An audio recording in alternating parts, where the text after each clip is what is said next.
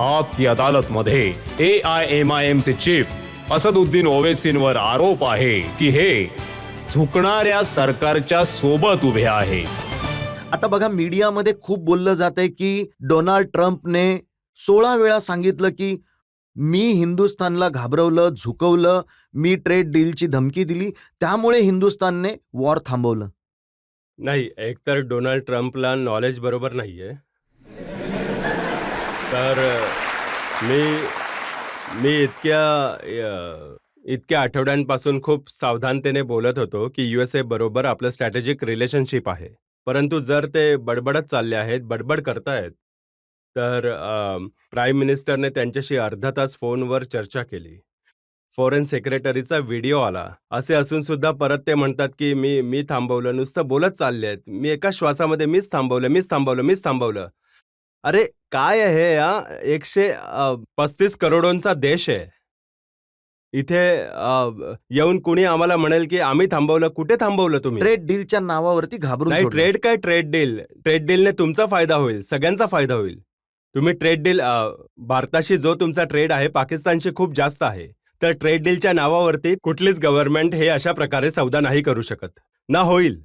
आपल्या देशाला स्वातंत्र्य का मिळाले इंग्रजांपासून? की आपण स्वतः अधिकार प्राप्त होऊ, आपण निर्णय घेऊ आपल्या नशिबाचं.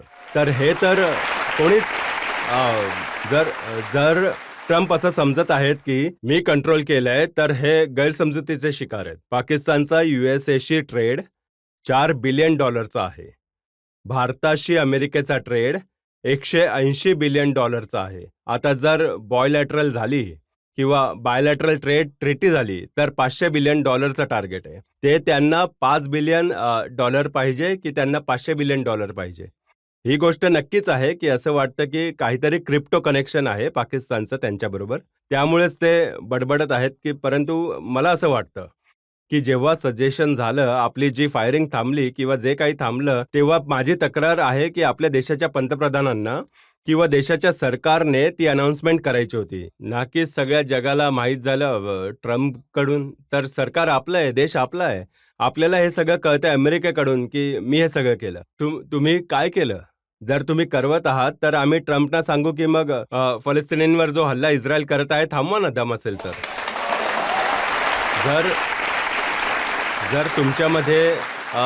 जर तुमच्यामध्ये इतकी ताकद आहे तर इस्रायल इराणचं संपवून टाका, युक्रेन रशियाचं संपवून टाका.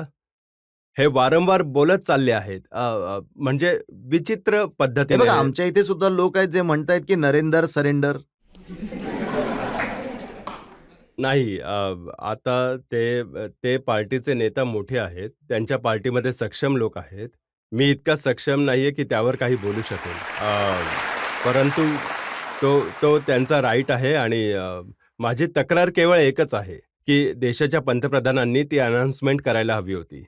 परंतु मी हे परत एकदा बोलत आहे ही गोष्ट की आपल्याला सगळ्यांना खूप गर्व आहे, अभिमान आहे आपल्या देशाच्या फोर्सेसवर, आणि ज्यांनी अत्यंत धाडसाने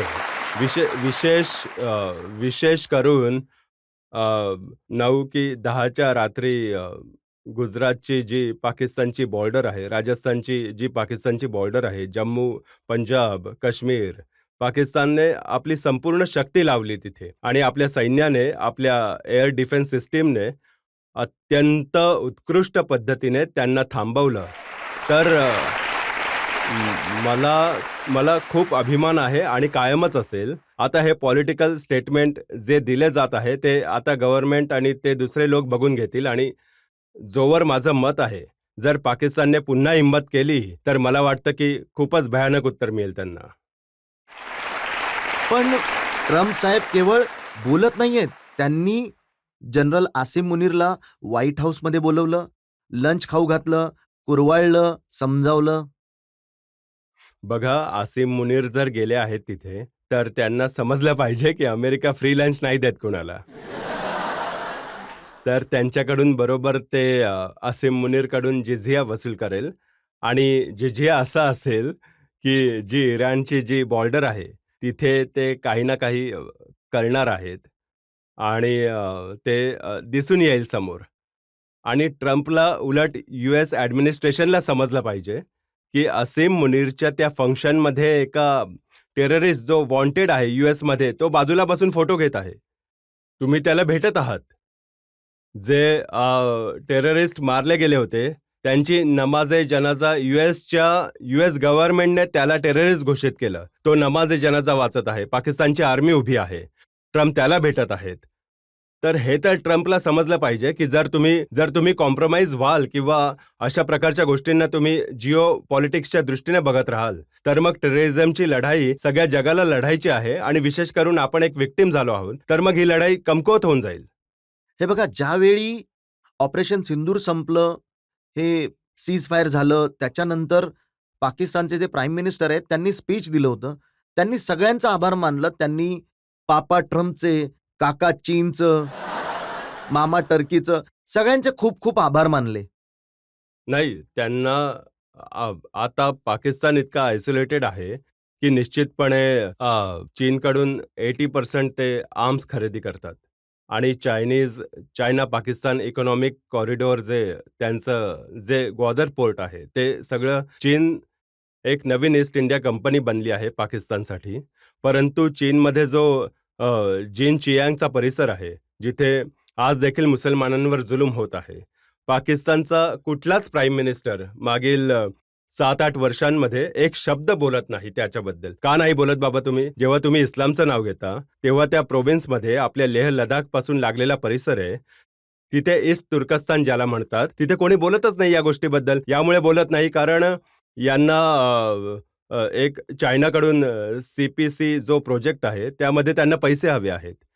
ज्यांना चायनाचे सगळे हत्यार हवे आहेत. चायनाकडून त्यांना सगळे आपले इलेक्ट्रिसिटीचं सामान हवं आहे. तर यामुळे कम्फर्टेबली ते केवळ भारताचा जेव्हा विषय येतो तेव्हा इस्लामचं नाव घेतात आणि जिथे चीनचा विषय येईल विसरून जातील. अच्छा, टर्कीची गोष्ट. टर्कीने स्वतः जे कर्डिश टेररिस्ट ग्रुप होते आता तर त्यांनी त्यांच्याशी चर्चा केली, संपवून टाकले आणि ते बॉम्ब टाकायचे. आपल्याच देशात बॉम्ब करत होते त्यांना. आता सांगा, आपल्याच देशामध्ये तुम्ही एअरफोर्सने त्या ग्रुपवरती बॉम्ब टाकायचे, मग तुम्ही सिरियामध्ये त्या ग्रुप्सवरती बॉम्ब टाकले. तर हा एक विचित्र एक कॉलिशन बनला आहे आणि हे लोक हे नाही समजत आहेत की ही गोष्ट ज्या पाकिस्तानला तुम्ही सपोर्ट करायला जात आहात तो पाकिस्तान टेररिझमला कधीच सोडणार नाही. त्यांचा डीप स्टेट आर्मी कायमच टेररिझमला प्रमोट करत राहील. अमेरिकेला मूर्ख बनवत राहिले. अमेरिकेकडून सगळ्या गोष्टी मिळवल्या आणि कित्येक लोकांना पकडून सुपूर्त सुद्धा केलं. गौंटमवे सुद्धा पाठवलं पैसे घेऊन. परंतु पाकिस्तान या गोष्टी नाही कधीच नाही बघा, बदलणार. पाकिस्तान तर असं म्हणतो की 30 वर्षांपर्यंत आम्ही अमेरिकेच्या सांगण्यावरून आतंकवादचा डर्टी जॉब केला अमेरिकेसाठी.